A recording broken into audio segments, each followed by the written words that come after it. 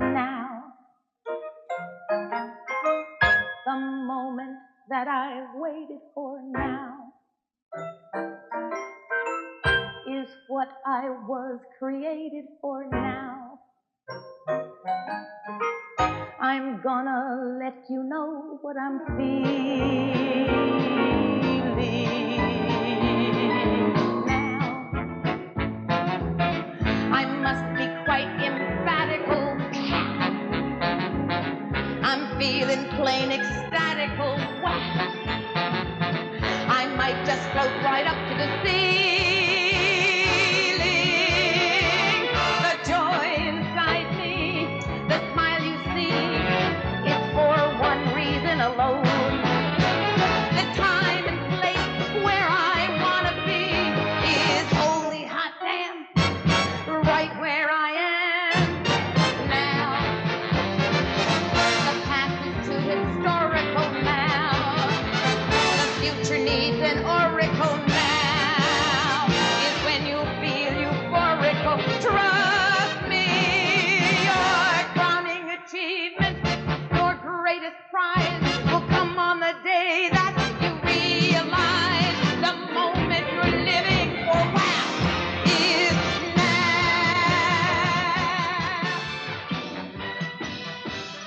Hello, everyone. Welcome to Independent Expression Radio. I'm Britt Elders.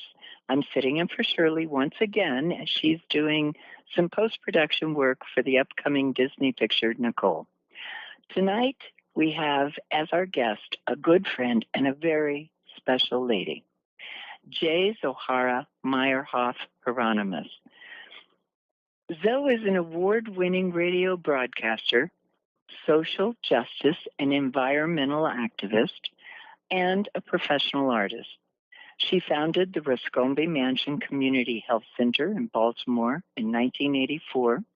She hosted the national radio program Future Talk until 2008 and co-hosts 21st Century Radio with her husband, Robert Hieronimus, who's been a guest on IE before. Zoh's latest book, White Spirit Animals, Prophets of Change, is an invaluable source of information bridging the spirit realm and the physical realm, both of which we inhabit, and we sometimes need a reminder, and this book is that reminder.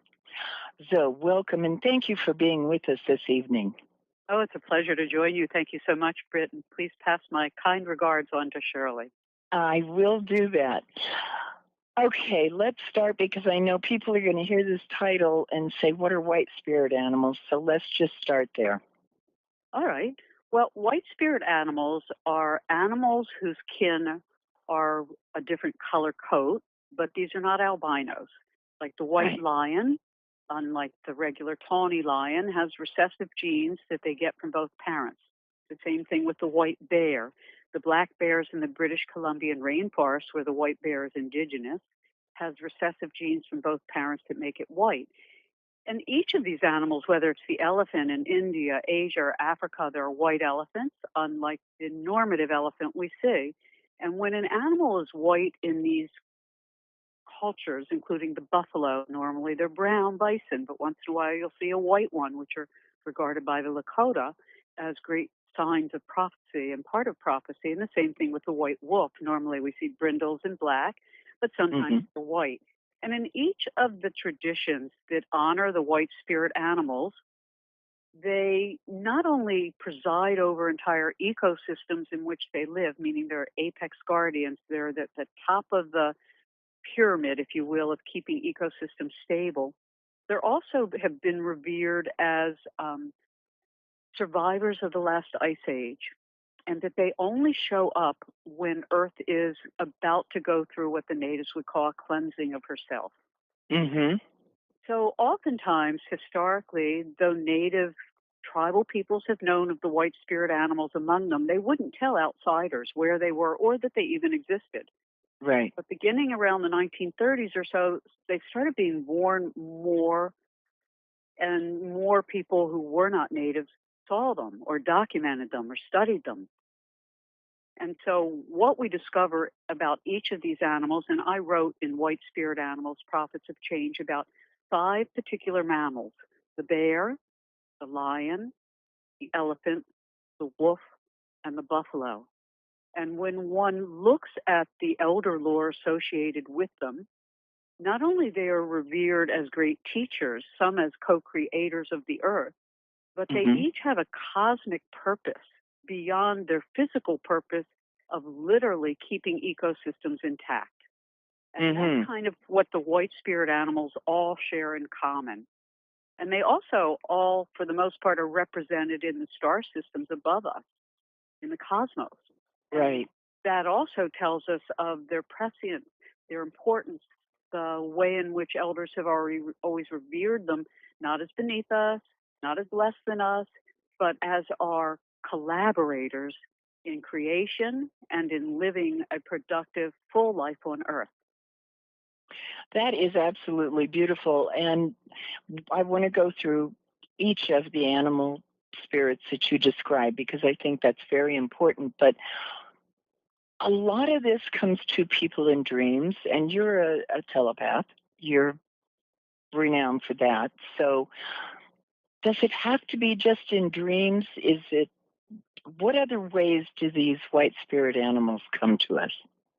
Well, firstly, I think it's really important to remember that the white spirit animals are like the elders of their community, the prophets, if you will. That's how I experience them, prophets of their species.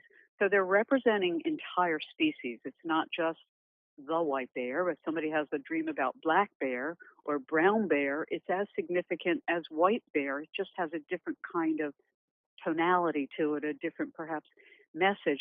But I like to tell people, sometimes you're sitting around and just thinking of things, and all of a sudden you see a bluebird in your mind, or a white wolf in your mind. It's not so much about how they come to us, it's that we become aware of them. So you could be reading a magazine and all of a sudden you see a picture of a lion, and for some reason you're really attracted to the lion, but there are no lions in your neighborhood. Why lion? Right. So I think it's important to appreciate that the animals are looking for valued humans to collaborate with, both in spirit and in the physical world. So, for instance, in my book, White Spirit Animals, Prophets of Change, I highlight humans who in each of these species have been real stewards and protectors of the given species, like Charlie Russell for the white bear and bears in general, whether it's the grizzly bear or the black bear. The lions, there's so many people now in Africa working to preserve the lion population. And when you look at the elephants, I talk about Carol Buckley, who not only teaches how to do compassionate training of elephants, but an effort in Asia to stop the cruel and horrendous way in which they break elephants in order to reign over them, to control them for circuses and zoos or labor or entertainment. And the same thing with wolf. I talk about Tamarack Song's work with wolf, and the buffalo, beautiful woman, Cynthia Hart, who has the White Bison Association, which has relocated to Ohio near the Serpent Mounds, has spent the last 16 years stewarding a herd of white buffalo, and she didn't decide where to take them. They told her. So what's interesting about this particular book is that each of the people I talk about, I mentioned Dawn Brunke as an example, an animal communicator who works with polar bears, is that they have dedicated their lives to literally helping these animals survive in whatever ways they can help. And dreaming is one way, and we can talk about how anybody can really practice this until they become pretty adept at it, but also just meditation, prayer, being aware of your surroundings. I think anytime something comes into our close focus, if we pay attention to it, we will probably appreciate what it's trying to teach us. So like an example for me, on our property, we have 40 acres and we have lots of wildlife. But strangely enough, there's a solo blue heron that winters on our property. And every time I go to look for it, I can't find it. And when I don't look for it, it shows up. So the other day, I wasn't feeling very well. And who comes to me in spirit vision? Blue heron. Blue heron wraps its wings around me. I'm being held by blue heron while my heart's racing out of my body.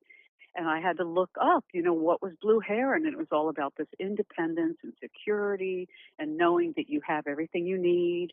And so it doesn't really matter what animal it is. For somebody, it could be a squirrel. For somebody else, it Mm-hmm. could be a little mouse. The message is that each animal brings to us, whether it's physically in our presence, we come across it in a magazine, we see a movie on TV, or we have a dream or a feeling in meditation, is that they are coming as messengers. And there are lots of books on what animals mean, but it's just as important for you to ask them, what can I do for you? Why have you come? And that's pretty much where I started when I had this vision of the white spirit animals. I was washing dishes. Sounds like a very Zen story, and it's very true. I was washing dishes. I looked out the window, and all of a sudden I see myself in this vision surrounded by these white spirit animals. And I was in awe. I mean, I was really humbled by their presence, and I felt I was in front of revered teachers. So I asked them, why have you come to me? What can I do for you? And in unison, and there were a lot of them. There was a white shark and a white whale and a white bear and a white buffalo and an antelope and a moose and a this and a that. And they said in unison, we want you to tell our story. And the reason I think they said that is they didn't want me to write a book about the lion or a book about white bear or they wanted to bring them all together. And they said, because once you bring us together and tell our story, you'll understand the bigger story we're part of that we're trying to share with humanity right now. And I'm going to save a little of that for as we get further into the show, because I know they have a very, very powerful message. So the white spirit animals are both physical and come to you through whatever source they choose to come to you. Sure. The same way humans. If we have a deceased elder that we love, they show up in your dream or you think about them and then they're there. The truth about consciousness, I think we're all beginning to really appreciate, is that whatever our intention is, it's kind of like the lighthouse, for the ships at sea. The light comes on, that's our intention, to shine the light. And then our attention, what we pay attention to that comes into our view, is the way in which our consciousness can connect with anybody or anything, anywhere. And as my late teacher, Terry Edward Voss, who was a wonderful dowser, said, anywhere and any when. So the consciousness is what allows us to make contact with anything, whether it's a little ladybug or a chrysocolla stone or a large oak tree that's suffering or the deer that's running around your property and seems to be hungry. All of these things are the same thing. As I like to say, life talks. And if we pay attention and realize that humans are not above anything, we are co-creators with everything, then we can really come into rapport. So how is there a good way to bring that more to the consciousness of mankind? Well, I think it's really about each individual understanding the God-given talents that they have. We are really co-creators. You're right. And the reason we know that is that we can have an idea. Let's say we have an idea of a building, and then we draw it, and then it becomes an architect's plans, and then we hire builders, and they come and they follow the plan, and then lo and behold, the building is done. The way things manifest from the immaterial realm into the material realm is the exact same process. You have a notion that you want to communicate with an animal. Okay. So collect things with that animal. If it's a blue jay, get a picture of a blue jay, put it on your refrigerator. Take it with you to your bedside before you go to bed and look at the blue jay. Call the blue jay into your heart. This is the way you do waking telepathy, by the way, with animals. Domestic animals are especially easy to do it with. But you call whatever it is you're wanting to make contact with into your heart. And you really let it sit there and feel what it feels like to have empathy, compassion, and love for whomever or whatever it is you're coming into rapport with. Because love is really the cosmic glue. And when we can recalibrate ourselves to being calm, empathic, compassionate, and loving, that which comes before us opens itself to us. So the first thing I'd say is to know that we're co-creators and that we have this extraordinary gift of bringing peace into the world and to experience and become peace ourselves. I think as any activist learns, and I was an environmental activist starting young at the age of 14, and I'm now in my mid-60s, so I've been at it a long time. I discovered that my anger towards, people who were polluting the skies and polluting the water and killing the animals really got in the way of my communicating with the humans who were doing these things because I was so angry. Excellent point.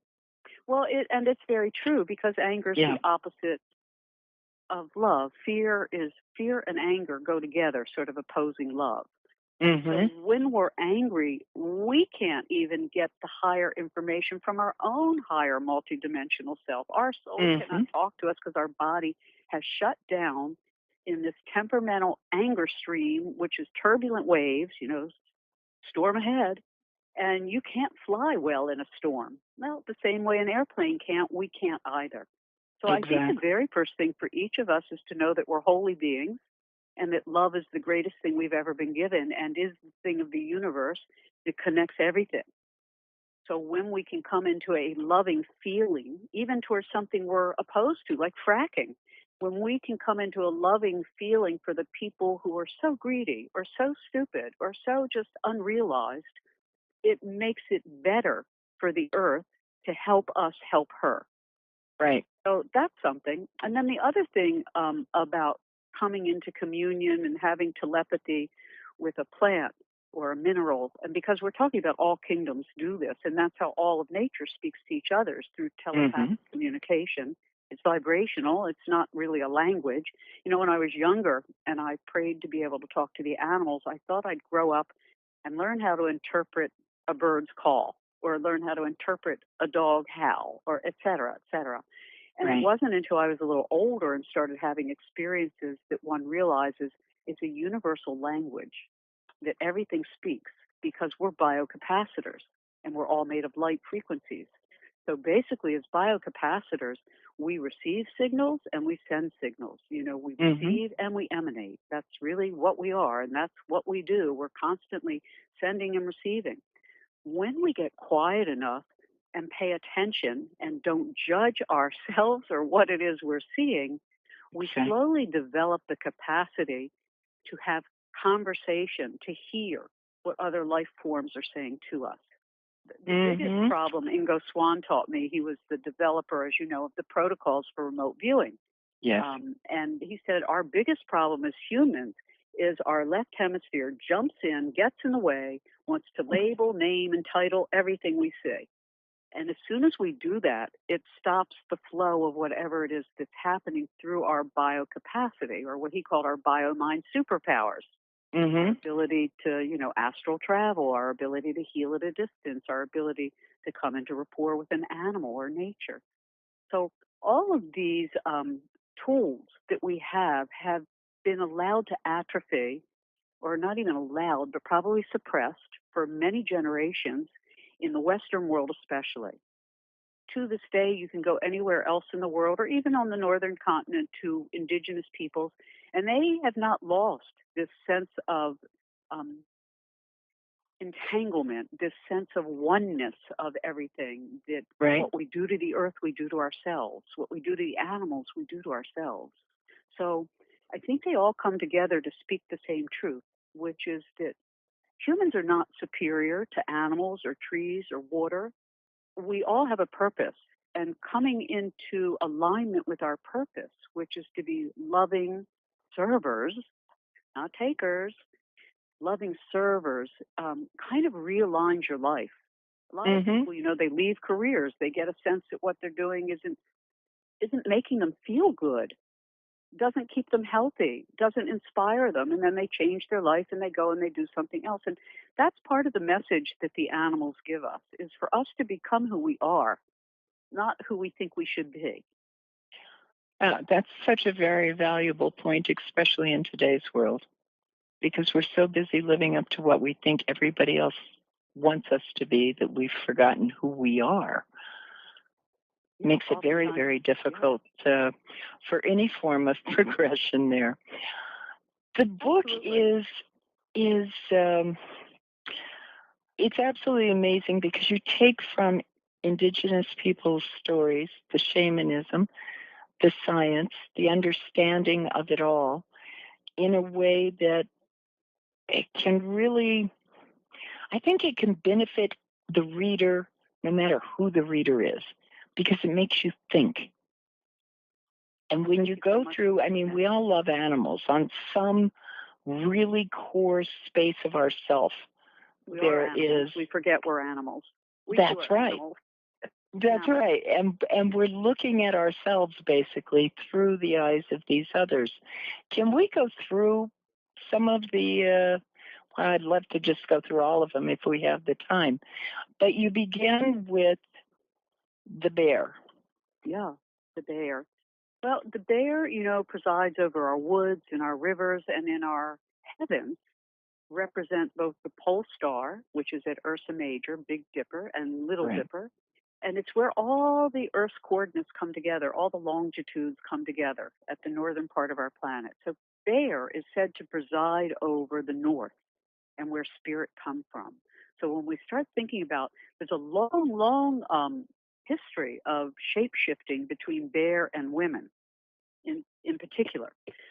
Bear is regarded, when you think about it, sometimes still women who are pregnant are called bear in Europe, and there were always these amazing bear cults that they were revered. They're the great mother. They live 25 to 35 years. They're weaned at about 2 to 3 years old, and they teach us about healing. I mean, my experience with bear, I had dreams of bear. Before I started writing the book, I took a year to just dream with each animal a month at a time and then cycle back and another, only one at a time. And I had amazing dreams of bear teaching smudge medicine with sage and cedar and grass. I had dreams of bear, showing humans where to find particular herbs for healing, like they do for themselves. Right. So bear is really the healer. I call bear chief of medicine. And when we look, though, at the history, and I'll just mention this, I don't want to spend too much time on it, some of the legends that the Western world inherited came from the Greek and Roman traditions. And in those traditions, bear is really treated horribly like an outcast. Zeus was a serial rapist, and he raped a woman named Callisto. And eventually, to hide his impregnancy of this woman, he supposedly cast her and the child out to the heavens, and that's where we get the Big and Little Dipper. That is such a destructive story that it really, I believe, has affected how women and children out of wedlock, women who are raped, children who are raped, are treated. They're treated like outcasts. They're sent towards extermination socially, culturally.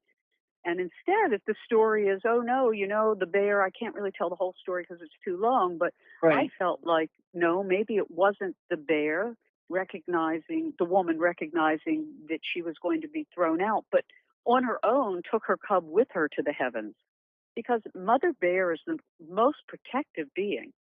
And what they teach us is to bear children, to prepare for long periods of hibernation, meaning earth changes, to prepare for that, and to remember that how we treat, for instance, the rainforest especially, which is the lungs of the planet and the medicinal, storehouse of the planet, is extremely important.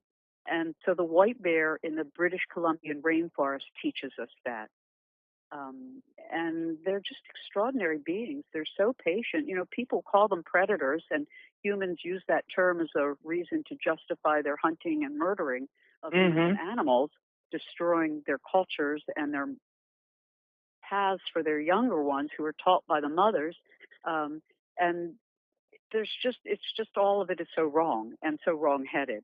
Because species entitlement is something we claim for ourselves, saying that somehow or other we're above all these animals and that a bear is a predator. The bear, first of all, doesn't like to kill. It generally looks to scavenge its food.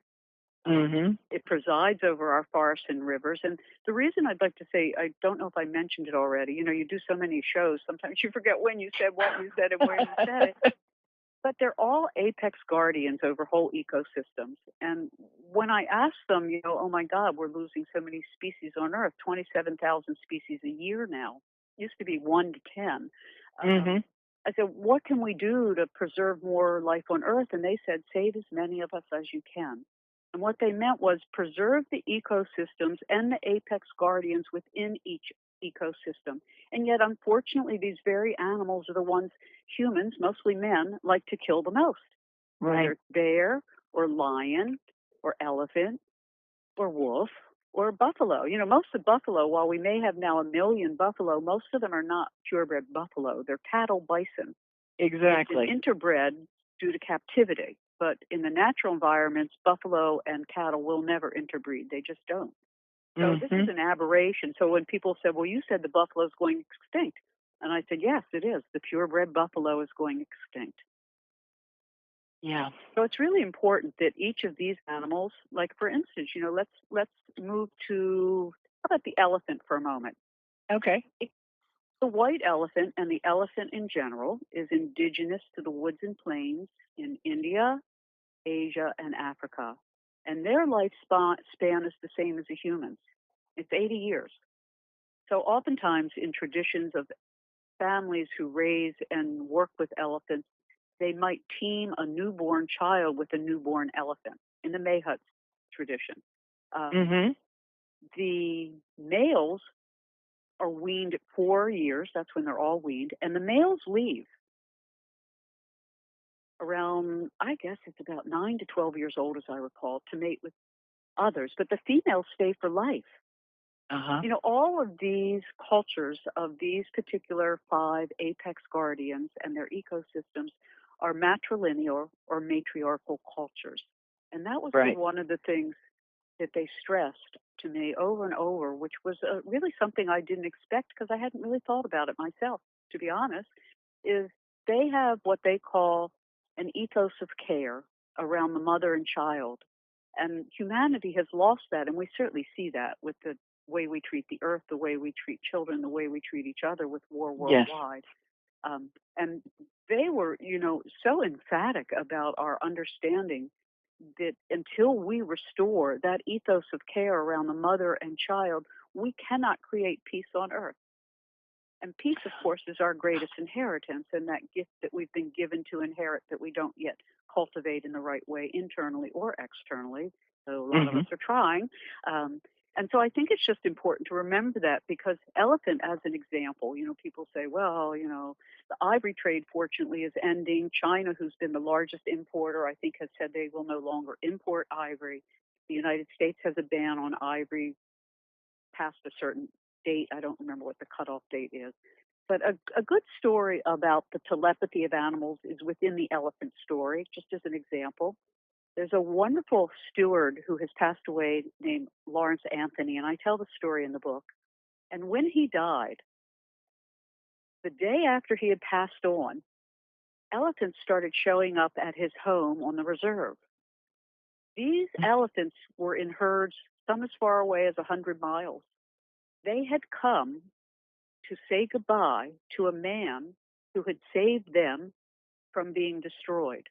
They were elephants who had been, you know, subject to human brutality through helicopter shootings, through ravaging with poison, or seeing their babies die, or seeing their animal kin kidnapped. I mean, the trauma among the elephants, which my good friend Dr. Gabe Bradshaw of the Carullo Center in Oregon writes about. She wrote a beautiful book called Elephants on the Edge.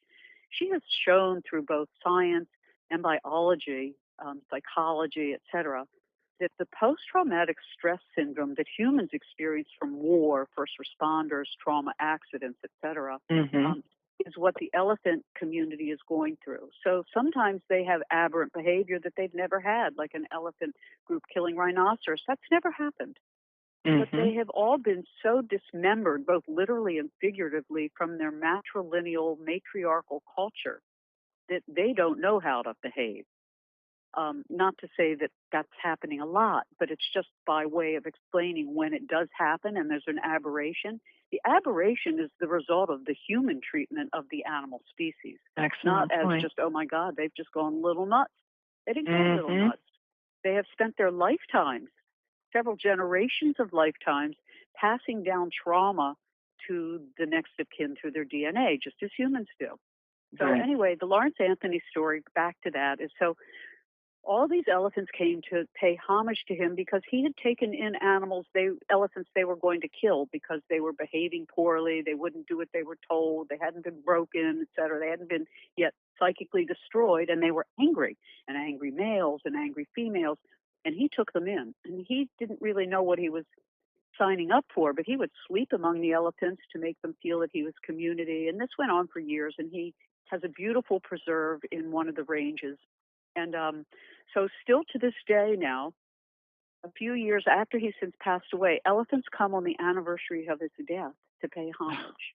Now, nobody sent out an advertisement and said, oh, Lawrence Anthony has passed away. Come, elephants, come to the funeral. And it just shows us that, and the elephant's a beautiful example. I have another story of elephant with, I had a dream 3 nights in a row, and I couldn't place these men's faces that were in my dream. And finally, on the 3rd night, I had a lot of sequence dreams like that. I'd dream the same thing almost 3. I'm a slow learner. 3 nights in a row.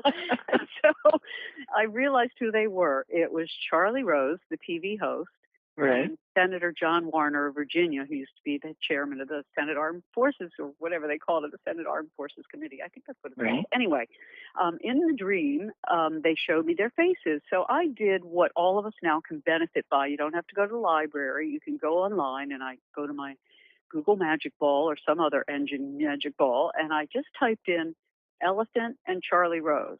And I did the same minimal elephant or Senator John Warner and elephant. And in each case, what came up was Charlie Rose had done a program on the horrible butchery of elephants for their ivory. And Senator John Warner had gone to his alma mater, Washington Lee, when they were holding a mock convention.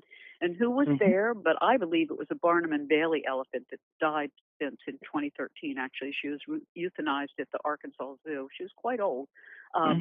But he had such a sweet, endearing, and I show a picture in my book of him with this elephant Jewel. Well, I had been having dreams about Jewel, and I didn't know what it meant until this next dream. And then, of course, I discovered while I was writing that chapter, Barnum and Bailey discontinued the use of elephants, and while I finished the book, their last elephants were ever shown in a performance in the circus. So Jewel the elephant was telling us that when any one of us does an act of great love and generosity, even if it's a smile or a loving thought, that it is remembered by the elephants, meaning they do have long memories, just like everybody says. They remember everything. And they're also showing us, as Rudolf Steiner would say, the universe remembers too. So the elephant is considered to be the great mother of the galaxy. She is said to stir the galaxy into creation, and that everything flows from that. And so when we think about what elephant teaches us, and by the way, there used to be 350 species of elephants, there are now only 2. They teach us about compassionate action, having a clear mind, taking care of the community, young and old. They never disband anybody from their community. Right. They live for life in these matriarchal communities. So those are just wonderful things. The Buddha, and I talk quite a bit about the white elephant and Buddha in the book, because the Buddha believed that before his Siddhartha, before he incarnated as Buddha, was an elephant.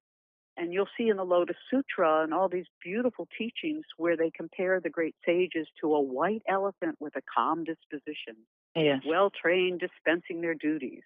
And the gray elephant is the wild mind running amok. So it's interesting when you see, and also they said that the Buddha, when he wanted to look at somebody, he wouldn't just look over his shoulder. He would turn his whole body around, which is what elephants do. And of course, the birth of the Buddha was predicted through prophecy from a dream of his mother. She dreamt a white elephant entered her body.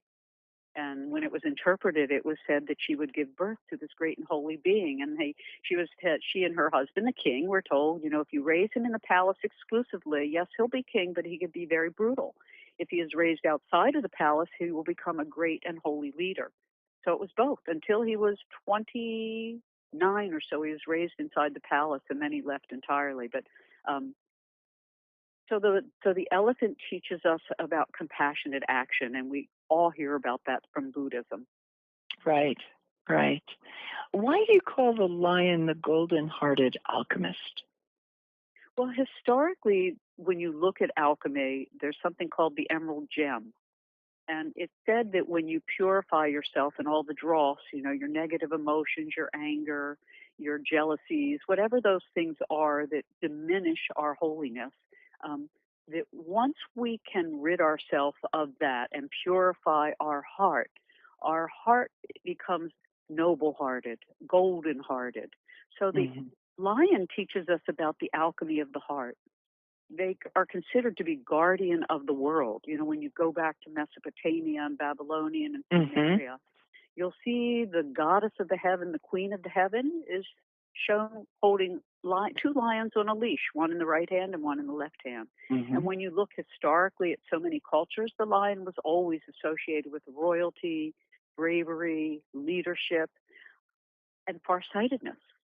So what they teach us is that, and they are considered to be, in terms of symbolically, like the bear is the guardian of the north, where spirit comes from, and elephant is guardian of the Milky Way and stirs the Milky Way. The lion is said to be the guardian of the world, which is telling us something about our heart, that our heart, a pure heart of love, is the guardian of the world. So you had asked earlier, how do we do this work? We regard ourselves as guardians of the world. Right. When we become guardians of the world, we change how we approach everything we do, what we buy, how we speak to others, how we treat the environment we're currently living in. And it's a different perspective than saying, I have species entitlement, I'm a human, I can take what I want, I can do what I want to anybody and anything, and it just doesn't matter. But we know that's not true at all. We're living now in the repercussions of that kind of destruction. So the lion, also, when we look at the cosmic roles she has played, it's the planet Leo. It's constellation Leo. And we know that Leos are like fiery beings as humans. They're generally the center of attention. They love to play. They love children. But if you cross them, they can growl. They can swipe at you. And so she was, interestingly enough, the lion was associated with the constellation Lyra. And Lyra is considered to be the queen of heaven. So again, all of them, teach us something about our inner nature and the cosmos that we're part of. I had an interesting experience, with each animal. I asked them, what can we do and how can we save more life on Earth? And that's when they told me to save as many of us as you can. Again, back to their each being apex guardians of enormous ecosystems. So the lion has, guardianship of the savannas, the plains, the woods in India, Africa, Asia, etc. And what they said we need to do, because I asked each animal, what do you think is the most important thing we can do to the environment? And they said, close the ozone hole. And after that, they said, and the hole in your heart, to keep you from knowing that you're all connected.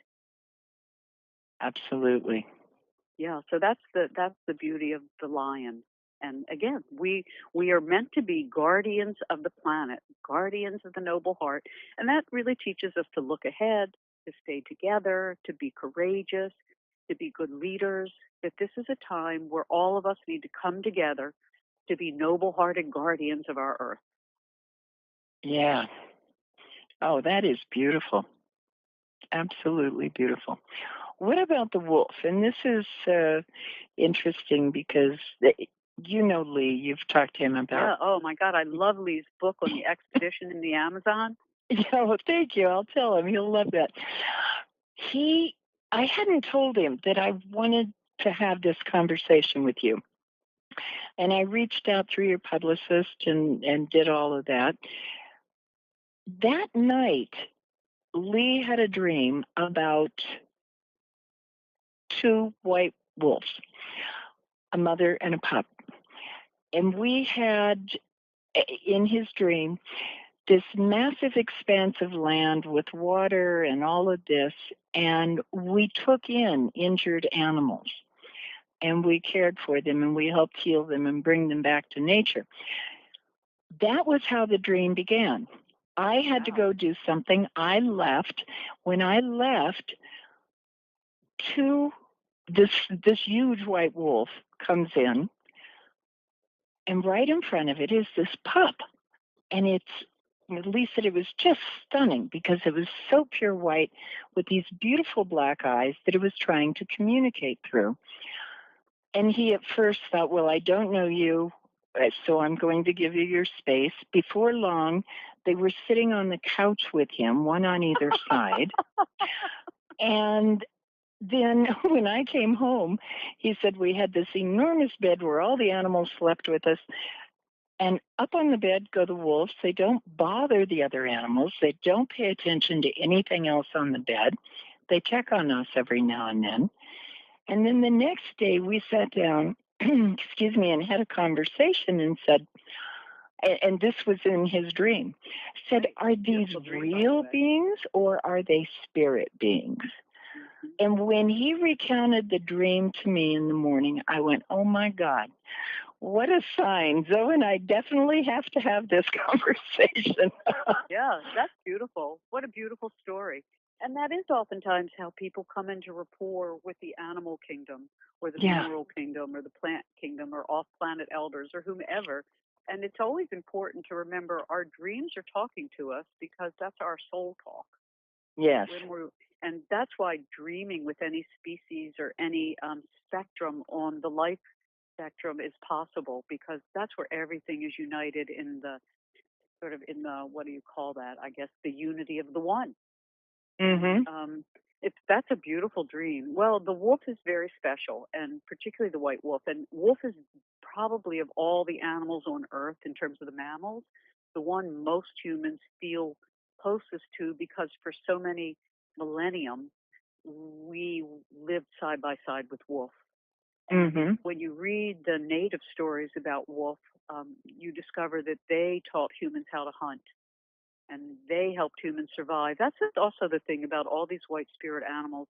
In each tradition, whether it's Lakota or Zulu, they talk about these white animals as being prophets of change, in the sense that they only show up and come into human contact when the earth is about to cleanse herself. Before I began the book, I had done an interview with Sue Rumball, who at the time ran a lab in Iowa working with bonobos. And after she and I spoke on the air, a week later, a bonobo showed up. You know, I can see, what's the right word, interdimensionally awake. Yes. So I saw her standing in my bedroom, a bonobo standing in my bedroom. And I'm thinking, what? And then she told me who her name was and what she wanted. And her name is Matata. She has since passed on. She died of a heart attack. But at the age of 40, 41, the oldest living captive bonobo. But she was the one who basically told me that in the last ice age, the white spirit animals, including the white dragon, the white lion, helped humanity survive. And that the bonobo actually took in discarded humans and raised them. And you'll find that bonobo DNA and human DNA are almost identical. So, well, it is also with chimpanzee. So interestingly enough, she was saying, you know, there was a time where human and bonobo were partners, and that was during the Ice Age. But as it melted and we had the flooding, and then finally we had the sort of the settling down of the environment and ecosystems, we've had pretty much the same climate as we've had for 10,000 years. But we now know that's changing. And while there are always cycles of civilizations rising and falling and earth changes occurring, and every 12,000 to 24,000 years we have great coronal mass ejections, solar flares, things that really upend civilizations, not for a week or a day, but they create climate change so massive it's a precipitous die-off. And they're here to tell us that we have an opportunity to transform ourselves and our practices without having to destroy everything. But the unfortunate reality is that since between 1970 and 2010, we've lost 52% of the wild vertebrate population. That's mammals, birds, reptiles, amphibians, and fish. The World Wildlife Fund wrote a report in 2014 that I quoted. And so we're now in what's called the sixth extinction, and we're losing 27,000 species a year. And they estimate, you know, in 30 years, 50% of our species will be extinct. And what they said to me when I asked them, how can we preserve more life on Earth, and this is why I wrote the book, they said, save as many of us as you can. And they meant these apex guardians, the bear, the lion, the elephant, the wolf, the buffalo, the whale, the dolphin. And so that when people say to me, well, what can we do? Everything's coming apart everywhere. I say, well, pick an apex guardian and support the organizations that are stopping the hunting of them. Support an organization who take care of them. You know, practice sending them love and protection in your dreams. Put a little sculpture of one of them on your mantle and, do a good meditation with them and just hold everything in your heart of love, but then take action. It's not enough to just sit around prayer is definitely, I think, our greatest tool, but our action is what we're expected to do as humans. Mm-hmm. We're walking, talking beings, and our purpose as co-creators is to bring down from the spiritual realm that which is cosmically true, and then to manifest it in our behavior. So we don't get out of action. That's the benefit of having a physical body. When we have a physical body, we take action in the physical world. When we don't have a physical body, we impress others who do have a physical body to take action for us. And that's why sometimes people say, well, my dead dog came to me and told me I had to clean up my garage. Well, that dead dog really did come to you and tell you to clean up your garage. Mm-hmm. So another good thing about coming into rapport with animals is to start with the animals that you love and that are with you and around you. So if it's your dog or your cat or a mouse or a ferret or a bird, and it's very simple, folks. It's not as complicated as people make it seem. Just look at them, picture them. If you know their name, call their name 3 times, picture them resting in your heart in love, and then ask them, what can I do for you? And they will tell you. And the thing about animal telepathy versus human telepathy is humans are very psychological, and they've got all kinds of convoluted reasons for why they didn't take out the trash. Well, when I was a child, my father dumped the trash on me, and it really gave me trauma, and now when I see the trash, blah, blah, blah. A dog, a cat, a bear, a lion, they don't do any of that. They'll say very simple things. Clean up the water. Stop killing us. And what you find when you start practicing the sensitivity, sometimes when I'm around people, they're animals that I don't even know start talking to me. I'm at a meeting at Johns Hopkins University, and afterwards a woman there, head of a chairman of a department or something, I said to her, your cat needs more water. She goes, what are you talking about? How do you have a cat? I said, well, I didn't, but your cat just started talking to me. And she proceeded to tell me how they had shut the toilet because it made the toilet seat all wet. And they took the water off the floor because it spread water all over the floor. And there was no water left out during the day for the cat. Oh, so it's all about them. It's so interesting. Yes, exactly. And that's what we see in our ecosystem today. It's been all about the human. Doing absurd things, as we all know. No one has to describe it anymore. We're living with it. But the animals, the natural spirits, the deceased elders, those who are around us all the time are urging all of us to come together, to take positive action, and to stop doubting ourselves. And that's the last thing I need to say about animal and communication, telepathy, dream work, etc. Don't doubt and judge what you do. I think I mentioned Ingo Swann and the remote viewing protocols, and his saying that's our worst handicap is that we tend to judge, name, label, and then that stops everything from flowing through us in a way that is more communicative. So if we, back to the lighthouse, if we set our intention of being of service, and then and that's all you have to do, folks. Wake up in the morning, say, I'd like to be of service wherever I go today, or say, what can I do when I go to the grocery store? Then you have to pay attention to what comes into your view, whether it's your internal mind or your external landscape, and then take action. It's unfortunate, but sometimes these totem workshops and things about animal communication become quite about the person proving that they can do this, they can do that. It's really not about that. It's about being of service to that which is talking to you. And to remember that we are the speaking human. The speaking human has a power that some of the other dimensions don't have. They have other powers. And so our job is to communicate that which we know to be true, not to judge and limit ourselves. And like I talked to somebody who said, could I help them? Their dogs were all in disarray. They have a lot of rescue dogs. And I said, well, you need to get the orange blanket out. And they said, what? I said, yeah, well, your dog told me that you put away their orange blanket. And the woman said, I can't believe you said that 2 years ago. We moved. I packed away the dog's orange blanket. I said, get it out, put it on the end of the bed. And she did that and then reported back 2 days later that the entire pack had settled down, each knowing their place. Now, if I had judged that and I said, that's just friggin' absurd, firstly, who has an orange blanket?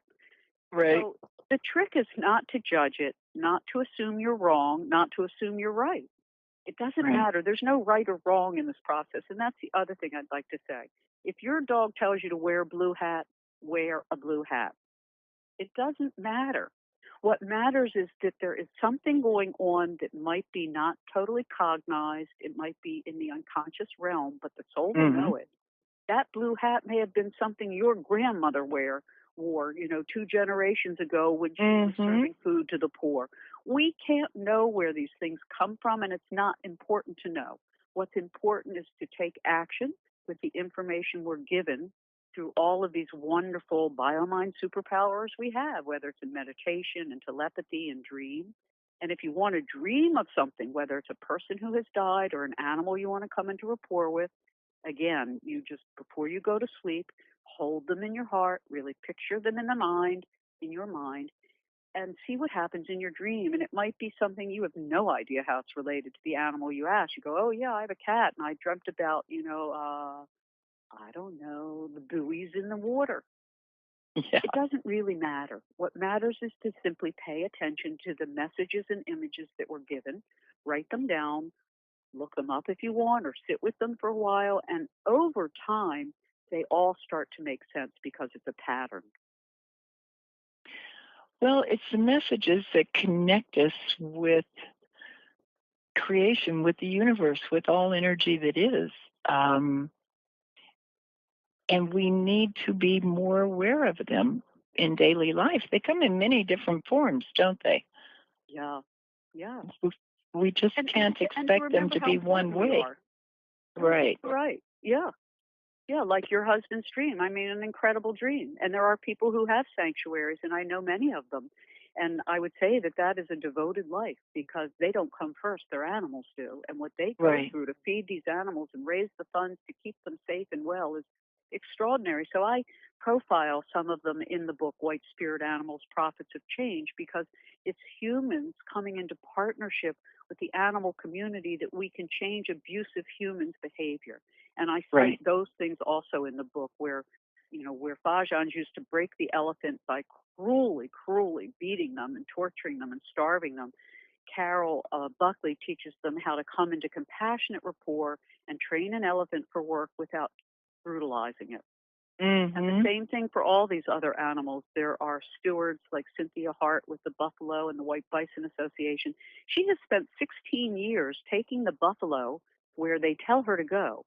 And wherever they went, whether it was California or Iowa or somewhere else, the rain came. She has now relocated the White Bison Association and her buffalo herd, a mostly pure white buffalo genetic pool, and they have moved to Ohio near the Serpent Mound. I mean, the buffalo, they have just such majestic generosity. They live 40 to 50 years. The males are weaned. They go off on their own. The females stay in herd. That's true of all these mammals, except for the wolf, who male and female stay together their whole lives. In the other traditions, the women teach everybody, and then the males go off, and they're stewarded by elder males, and then they come back together in times of trouble or to breed. So when we look at very old cultures, you'll see that the women slept in their own tent, the men slept in their tent, except when they wanted to breed, So when you look at matriarchal, historical human civilizations, they learned from the animals. Amazing. Yeah, we still have so much to learn and relearn and reconnect with because we need each other to survive. I mean, towards the end of the book, you get into a thing of, which I thought was wonderful because this is a real pet peeve of mine, working with organic farming, remineralizing the soil, bringing things back into nature's own balance. You want to talk about that a little bit because it is such an important part of our survival, our life, And we And that's ignore what it. these animals teach us. You know, the elephant is the steward over a whole ecosystem, opening up the canopy of trees and providing water holes. And the buffalo, the same way. Each of these mammals assist everything in their ecosystem by their particular journey. The ecosystem, we know as humans everything we need to know to restore balance on Earth. There is nothing we don't know that wouldn't help. And so we have all the solutions already at hand. We know go plant 2 to 20 billion trees. That will take in enough of the carbon that we need to take in, for our longevity. The restoration of soil or soil remineralization, which is now happening to some degree in other continents and other countries. Right. China now includes it as their part of agricultural restoration, meaning other nations other than America, who still is stuck on this World War II, farming with chemical poisons that came out of chemical warfare, basically, Yes. have started to adopt holistic principles for farming. And the sooner we can do that, the better. And the sooner we get rid of genetically modified food, the safer our ecosystem and our seed bank will be. Our seeds are really important, and seed banking is something everyone can support and should support. But we have all the tools we need. We have solar. We have, there's nothing we don't have already in order to stop the craziness of destroying our own planet. So that's really what I've talked about, and I've talked about different people who are doing beautiful things with permaculture especially, and with biodynamic farming, because it all recognizes the force of spirit within the soil. Everything grows from the soil up, our health, the animal health, the health, the plant health.